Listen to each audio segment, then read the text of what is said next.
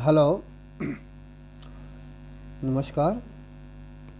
Here is one question of chapter 1. To find the net electric field intensity at P, if electric field intensity due to various charges like charge at A, charge at B, and charge at C are given here, and also find the magnitude of charge at A, B, and C, and also find the side of square.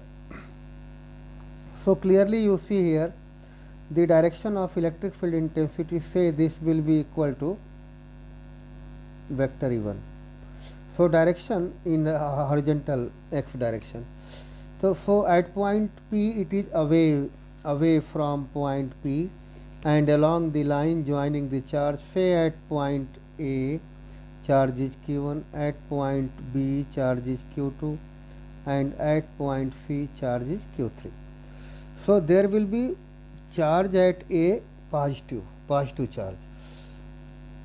So the direction of electric field intensity as already given 9 millinewton per coulomb away from point P and along the line joining the charge and point AP. So along the line AP. Now direction of electric field intensity at point P due to charge at C, like charge here I suppose Q3. So it will be again away, so there will be positive charge, so Q3 will also be positive, and along the line CP. Now direction of electric field intensity at point P due to charge at B, it is, say here, suppose put here vector arrow, suppose E3, and this direction is towards the point B, that is towards the charge Q2. It means Q2 will be negative. So this Q2 in the last you will get negative. Q2 will be negative. So direction will be along PB.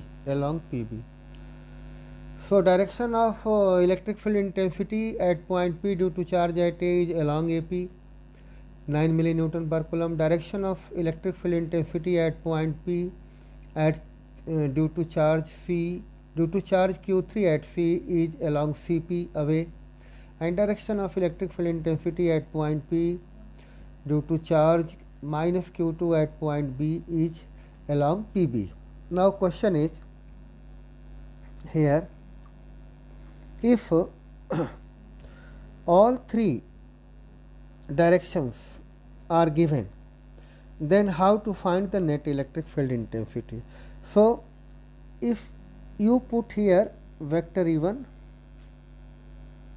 for 9 millinewton per coulomb, vector E2, and for this one vector E3. So you see here magnitude of E1 and E2 same, and say here this magnitude will be equal to E, and E3 magnitude of vector E3 is equal to E by 2. So here vector E1 and vector E2 making 90-degree angle. So resultant of this will be along this direction. Say this one is E dash. So E dash will be equal to E root 2. How it E root 2? Because the angle between this vector and this vector is 90-degree, and E1 E2 in magnitude is equal to E. Therefore E dash is equal to, here you can say E dash is equal to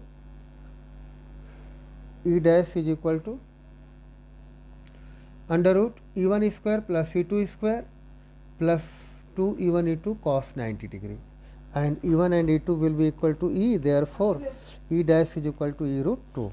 Now here you have seen again E1, vector E1, and here vector E2, and here is vector E3. Okay. So vector E1 and vector E2 magnitude of it we suppose E, and E3 magnitude E3 is equal to E by 2. Magnitude E3 is equal to E by 2. Okay. So we got it.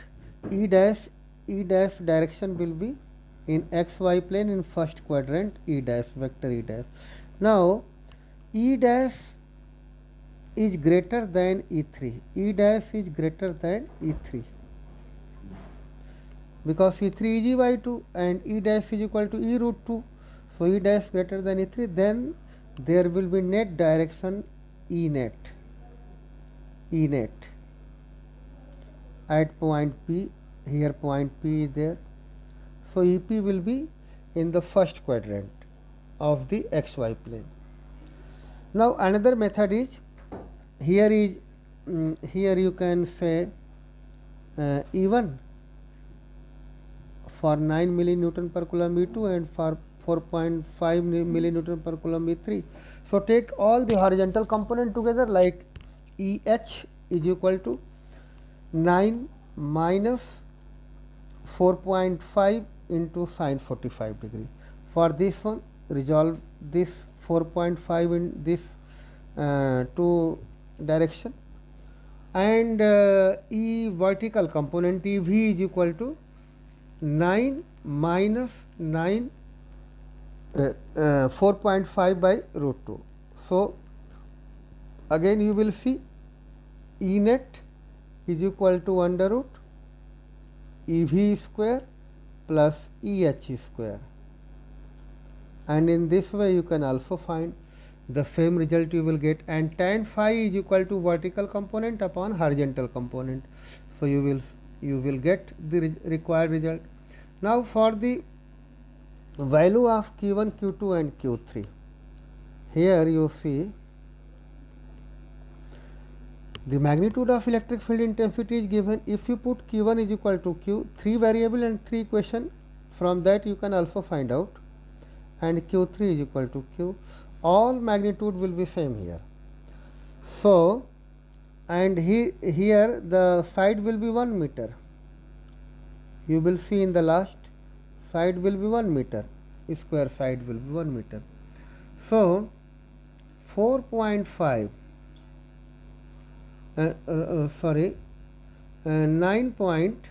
millinewton, 9 into 10 to the power minus 3 is equal to K. K is equal to 9 into 10 to the power 9, multiply Q by if L is 1 meter, then you will get the value of Q is equal to 10 to the power minus 12 coulomb, that is 1 picocoulomb. So get it. If you are getting 1 picocoulomb at point A, minus 1 picocoulomb at point B, and 1 picocoulomb at point C by your method, then okay. Otherwise, tell the result, what will be the charge, magnitude of charge at point A, B and C, like that. Thank you so much.